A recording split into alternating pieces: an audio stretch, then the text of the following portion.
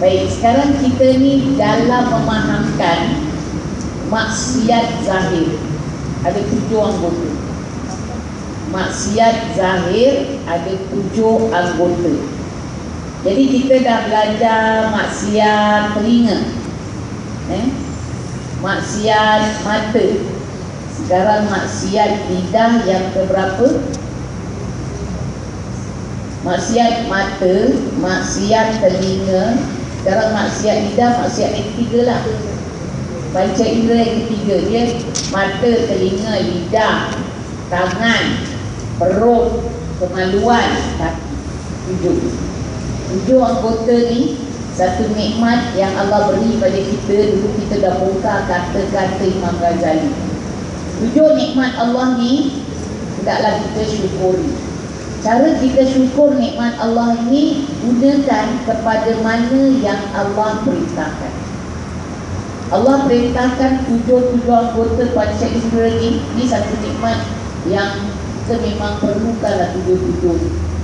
Ke mana kita mesti gunakan? Mata ke mana boleh pandang, mana tak boleh pandang. Telinga mana boleh dengar, mana tak boleh dengar. Ini kalau kita baca dalam kitab, rasa saya kita boleh faham. Dia jangan tauhid ada sikit payah. Kalau akhlak ni insya-Allah kita faham. Lidah kat mana boleh gunakan, kat mana tak boleh gunakan. Jadi kalau kita salah gunakan, itu namanya kufur nikmat Allah. Namanya kufur nikmat Allah. Dia ada 3 kufur. Kufur ketuhanan, dipanggil kufur rububiyah. Kufur kenabian, kufur rububiyah. Itu yang tak mau percaya pada Nabi Muhammad, yang mengaku ada Nabi lain dari Nabi Muhammad SAW. Itu namanya kufur kenabian. Yang ketiga ni kufur nikmat namanya. Menggunakan nikmat Allah kepada yang Allah larang. Tapi kita tahu Allah larang, sebab nak belajar, mesti belajar, mesti ambil tahu. Jangan kita tak nikmat Allah tapi kita tak tahu nak gunakan nikmat Allah ni ke mana yang Allah suka, ke mana yang Allah larang. Nikmat Allah kita tak, tapi kita tak tahu cara yang Allah perintahkan untuk kita gunakan. Itu namanya kufur nikmat. Gunakan nikmat Allah kepada yang Allah suruh. Allah jadikan nikmat mata untuk apa? Lihat apa? Larang kepada apa? Allah jadikan lidah untuk apa? Dilarang kepada apa? Saya tak tahu. Jadi kalau pelajaran ini senang faham, tapi nak amalkan susah. Paling kurang ajar lidah. Mata boleh tahan juga. Kadang-kadang dia kejam juga, dia tunduk, dia tak nak tengok aurat orang, malu. Tapi lidah ni Allah. Mata yang pandang maksiat, dia yang nak cakap. Kaki yang pijak lantai orang, dia yang nak cakap. Lidah ni banyak orang ajar di lidah. Banyak orang masuk neraka pasal lidah. Banyak orang masuk neraka pasal lidah. Kita dah fahamkan hadis-hadis yang telah lalu. Saya ulangi secara ringkas pasal lidah. Tidak lurus keimanan seorang sehingga lurus hatinya. Tidak lurus hatinya sehingga lurus lidah. Jadi semua bergantung pada lidah. Nak kenal kita punya hati macam mana, lidahlah beritahu. Kalau kita ni minat meniaga, nanti lidah kita dah tahu kita meniaga bukan melancang. Apa yang kita minat, lidah akan tunjukkan. Siapa kita ni? Oh, suka ego, suka besar diri, nanti lidah tunjukkan. Lidah ni sangat penting. Jadi itu disuruh jagalah lidah, hadis Nabi, melainkan perkara yang baik. Ini boleh mengalahkan syaitan. Apa yang baik cakap, tak baik jangan. Itu syaitan tak kuat pada kita. Jangan asyik cakap. Kata para bijak pandai, lidah orang yang bijak pada akal. Tapi lidah orang yang bodoh, perkataan orang yang bodoh pada lidah. Apa dia nak cakap? Tapi nak saya cakap. Tak boleh orang. Orang nak cakap tahu fikir. Orang kecil hati tak, orang salah faham tak, orang tersinggung tak. Padahal kita Memang cakap, tak nak, bukan nak singgung orang. Tapi fikir dulu, kalau tersinggung, jangan cakap. Kalau orang kecil hati, jangan cakap. Tapi cakap bukan nak suruh, nak kasih dia kecil hati. Itulah betul. Tapi dengan sebab perkataan awak, dia kecil hati. Jadi fikir dulu. Ini ajaran Nabi kita Muhammad SAW. Kemudian siapa yang beriman pada Allah dan hari akhirat, yang kita dah belajar lah, saya baca makna dia je, berkata yang baik ataupun diam. Kalau perkataan itu daripada perak, diam itu daripada emas. Lebih baik diam dari berkata-kata. Orang marah kita, kita diam lebih baik daripada kita lawan. Tapi boleh kita diam, boleh tak boleh, mesti nak lawan. Sebab Nabi pesan, kalau kita puasa, orang ajak gaduh kita, atau kita kata aku puasa. Tak ada satu ibadah yang Nabi suruh kita buat pengakuan tu. Awak cakap dengan orang, saya ni ada semayang ni orang tau.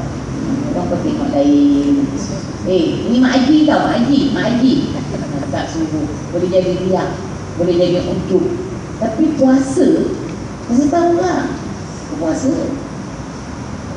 Orang ajak gaduh, orang marah, orang mati kita apa, aku puasa. Kita sabar dengan kita kata aku puasa. Maknanya aku sedang menahankan diri.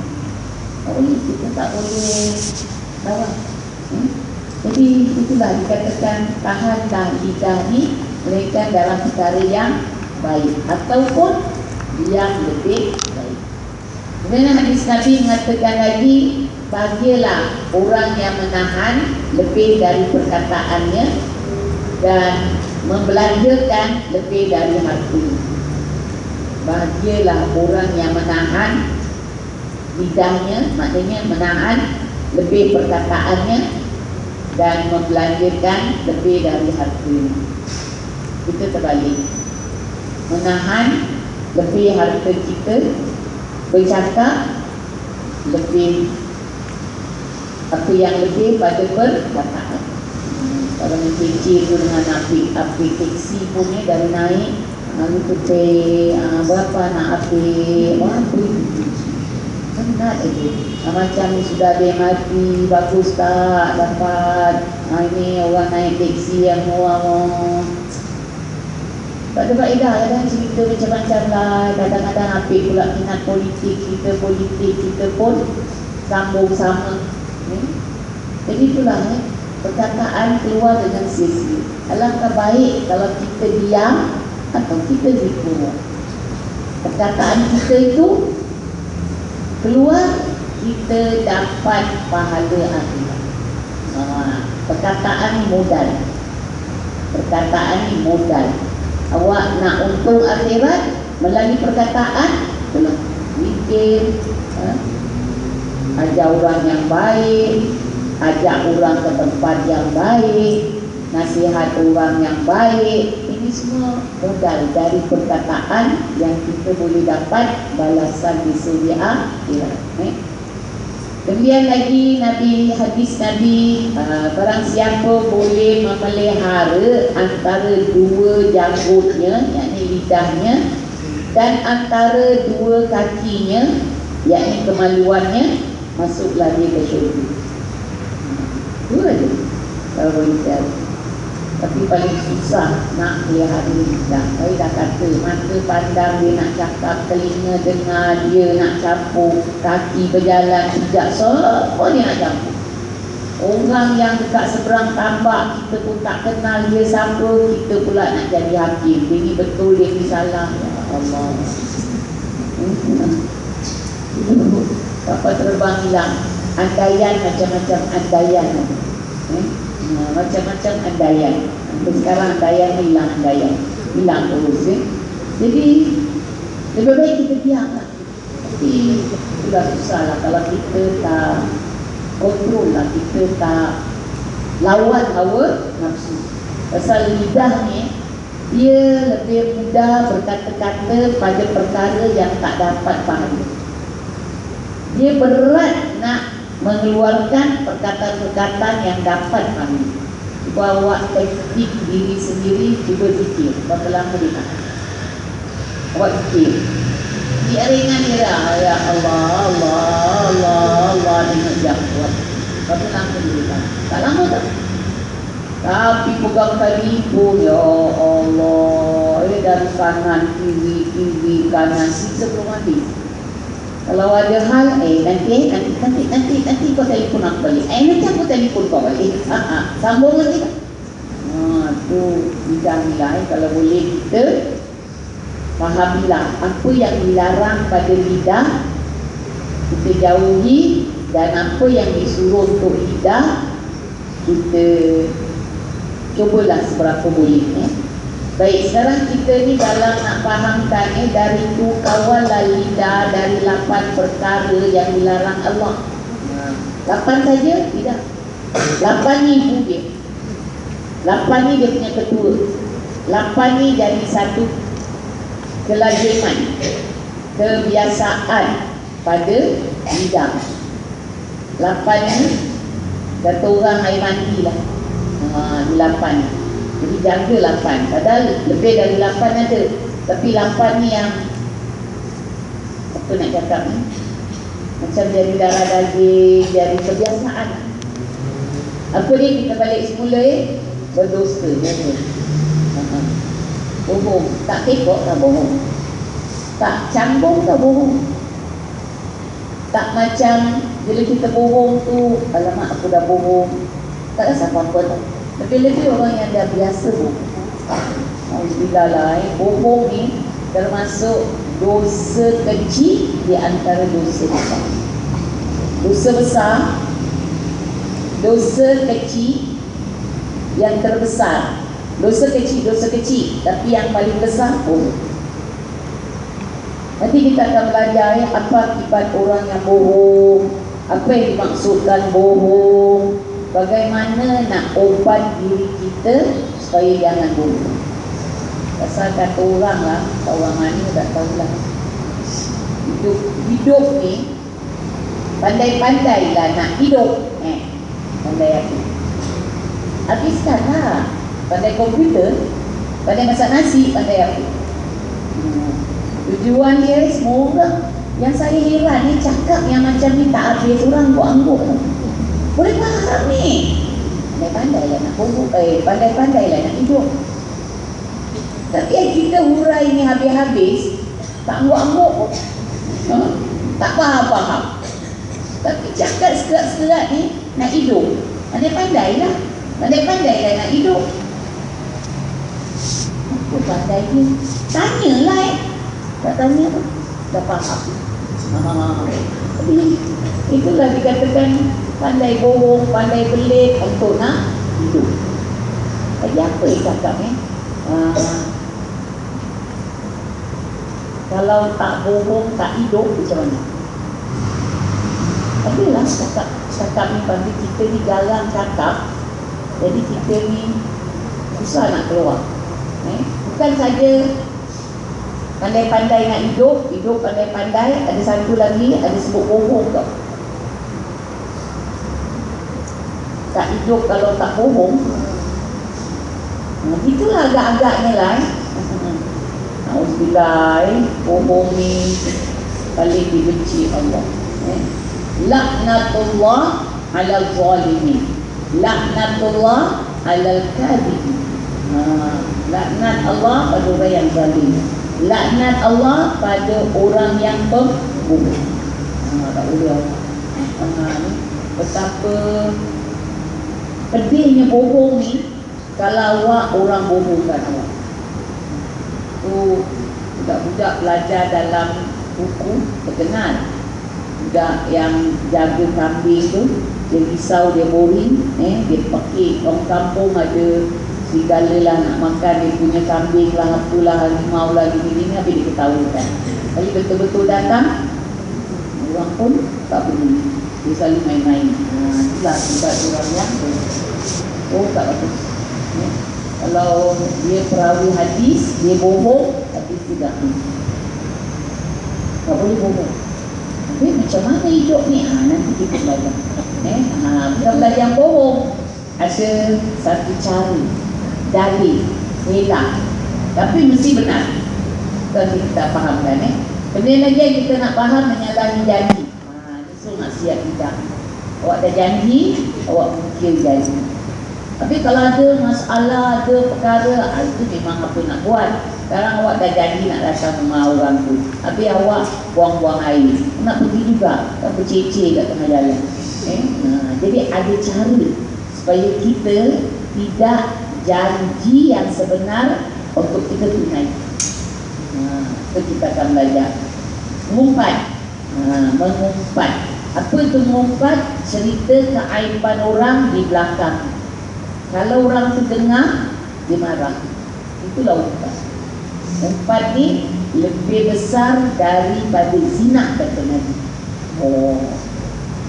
Sahabat teranjat, ya Rasulullah, macam mana mengumpat lebih besar dari zina? Nabi beri keterangan dalam kitabnya. Zina, bertobat pada Allah, Allah ampunkan.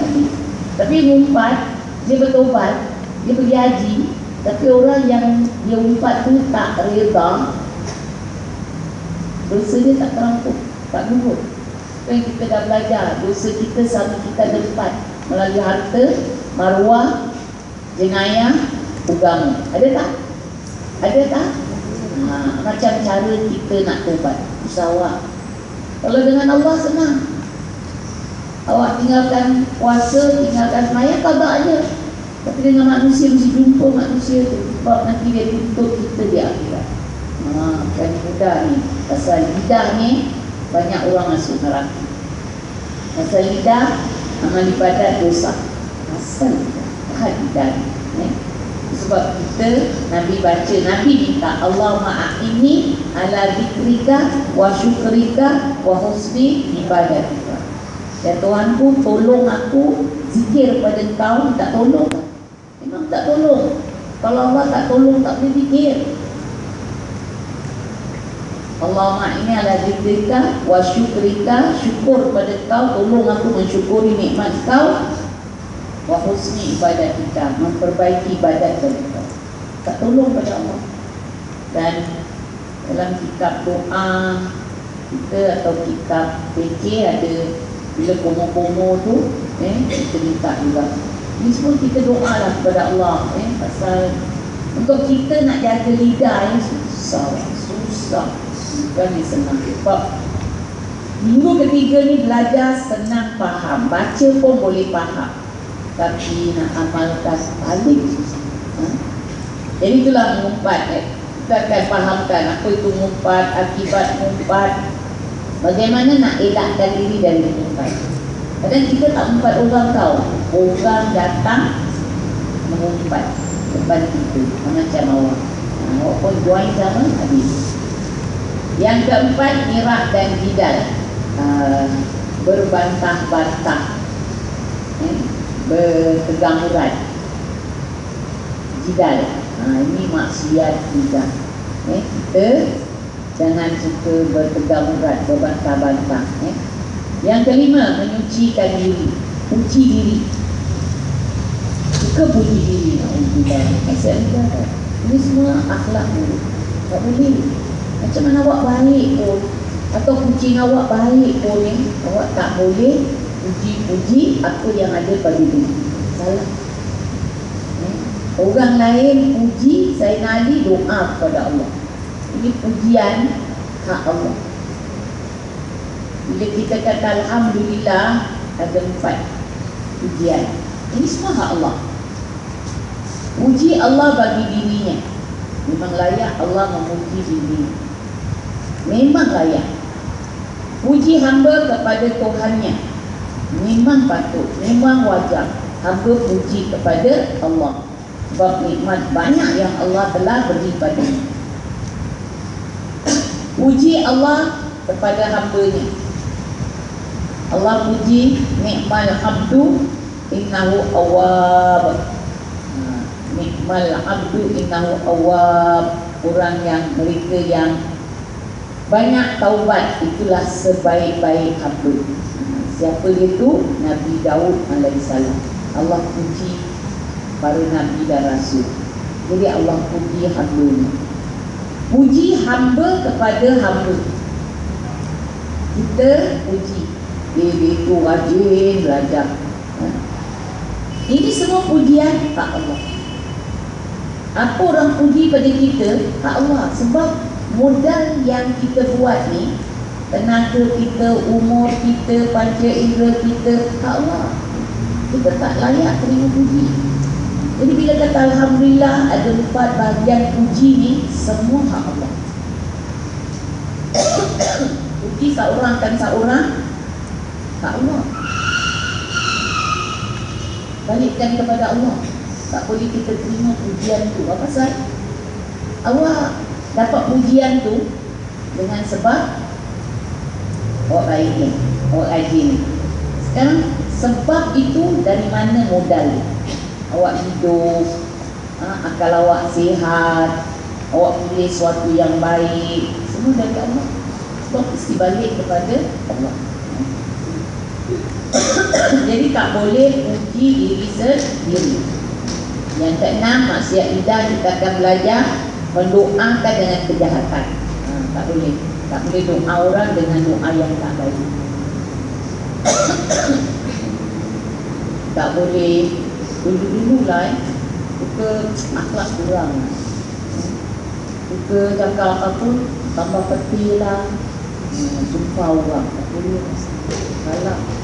Sumpah serana doa tak boleh kepada makhluk-makhluk Allah. Tak kira dia siapa. Hatta orang kafir sekalipun kita tak disuruh doa atau sumpah yang tak baik. Allah punya ambil. Itu terserah pada Allah. Allah yang punya ambil. Tapi manusia ni dulu-dulu lah, orang dulu, dia paling takut marah tikus. Tikus kalau marah, malam nanti mengamuk nanti. Dia paling takut marah angin. Kalau disapu angin tiup, tak boleh marah. Angin dengan tikus dia takut. Tak tahu pasal. Yang dulu-dulu. Jadi tikus tu, yang peliknya, apa bahasa kita maki dia, dia faham. Ulama sekolah mana pun tak tahu sejak tu. Jadi itulah dikatakan ni, kita nak terima sesuatu fatwa atau nasihat secara logik. Yang tak logik buang je. Kemudian yang ketujuh, melaknat. Tadi doa dan kejahatan, ini laknat. Laknat tak boleh. Laknat hanya pada iblis. Laknat kata putus dari rahmat Allah. Kalau dia bilang laknat, jangan. Maki-maki apa janganlah. Jagalah kita. Sebab kata Allah dalam Quran ni, ma yalfizu min qaulin illa ladaihi raqibun atid. Tidak keluar satu lafaz, mereka ada raqib atid. Satu lafaz awak keluar, sama ada sini kita atau situ. Tapi awak maki orang, awak laknat orang, nak dekat sini tulis. Mana awak mesti nak jumpa orang tu minta maaf. Bila? Jadi jangan mudah, jangan biasakan lidah ni mengeluarkan kata-kata yang tak baik. Jangan biasa. Kalau dia tak biasa, dia berat nak keluarkan. Laknat hanya pada iblis. Itu pun kita kalau sebut iblis, kita tak sebut laknatullah. Tak ditanya. Kenapa bab iblis tak cakap laknatullah, tak tanya. Tapi awak laknat siapa? Kena tanya. Kemudian yang ke-8, bergurau dengan mengejek.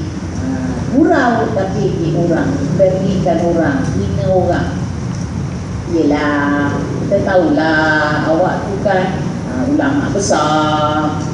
Gurau tapi ejek-ejek orang, orang rasa tersipu. Jadi ini semua maksiat kita ada 8. Jadi bukan 8 saja, ada lain-lain lagi yang dikatakan maksiat lidah, tapi 8 ini menjadi kebiasaan pada manusia yang hidup dalam dunia ini. Kalau boleh, jauhi daripada 8. Jadi kita akan belajar satu-satu 8 ini. Maksiat lidah yang pertama, yang kedua sampai ke 8. Apa itu yang dikatakan bohong? Apa akibat orang yang bohong? Dan bagaimana nak elakkan diri dari bohong? Umpat itu juga. Apa arti umpat? Kadang-kadang Kita tak tahu tau. Kita cakap, saya ni bukan umpat, ceritakan hal. Hal apa gitu. Tak ada budak-budak kat rumah ni pemalas. Budak-budak dah balik, awak tak boleh sebut. Belum balik okey. Dah balik, awak mesti lindungi daripada mengaibkan dia. Tak boleh aibkan. Jadi itu semua kita akan fahami secara terperinci insyaAllah. Kita tandakan di sini lah. Kita belajar balik minggu depan insyaAllah. Kita cerita pasal, kita bawa kitab Yasin, kita baca, dan kita akan sentuh pasal Lailatul Qadar. Dan kita sentuh, kita buka balik 3 hari bulan 9 insyaAllah. Wallahu a'lam bishawab. Nabi Sayyidina Muhammad sallallahu alaihi wa sallam. Al-Fatihah.